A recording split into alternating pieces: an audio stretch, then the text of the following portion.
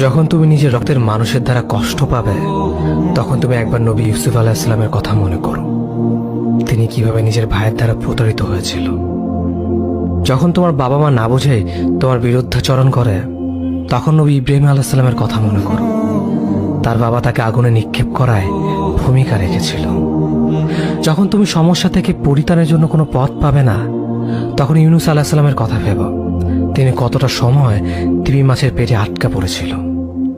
যখন তোমার নামে কেউ মিথ্যা অপবাদ ছড়িয়ে দেবে, তখন মা আয়েশা রাদিয়াল্লাহু আনহার কথা মনে করো।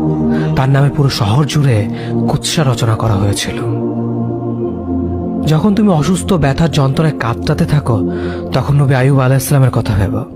তিনি ভয়ঙ্কর এক ভাইরাসজনিত রোগে আক্রান্ত হয়ে তোমার থেকে বেশি কষ্ট পেয়েছিল। যখন তুমি দিনের কোনো বিধান নীতিতে যুক্তি খুঁজে পাও না, তখন নবী নূহ আলাইহিস সালামের কথা ভেবো। তিনি কোনো প্রশ্ন ছাড়াই মরুভূমিতে নৌকা তৈরি করেছিল।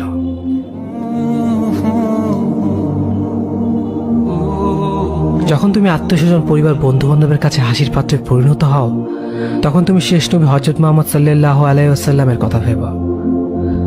রাসূল সাল্লাল্লাহু আলাইহি ওয়াসাল্লাম বলেছিলেন, সবচেয়ে বড় পরীক্ষা দিয়েই সবথেকে বড় পুরস্কার আসে। যখন আল্লাহ কাউকে ভালোবাসেন, তখন তাকে পরীক্ষা করেন, এবং যে এই পরীক্ষাগুলো মেনে নেয়, সে আল্লাহর সন্তুষ্টি অর্জন করে। আর যে অভিযোগ করে, সে তার ক্রোধের পাত্র হয়। হে আল্লাহ, তোমার কথা মনে করা, তোমার প্রতি কৃতজ্ঞ হওয়ার এবং তোমার ইবাদত করার তৌফিক আমাদের দান করো। আমিন। যেভাবে তুমি সন্তুষ্ট হও, সেভাবেই আমাদের পরিচালিত করো।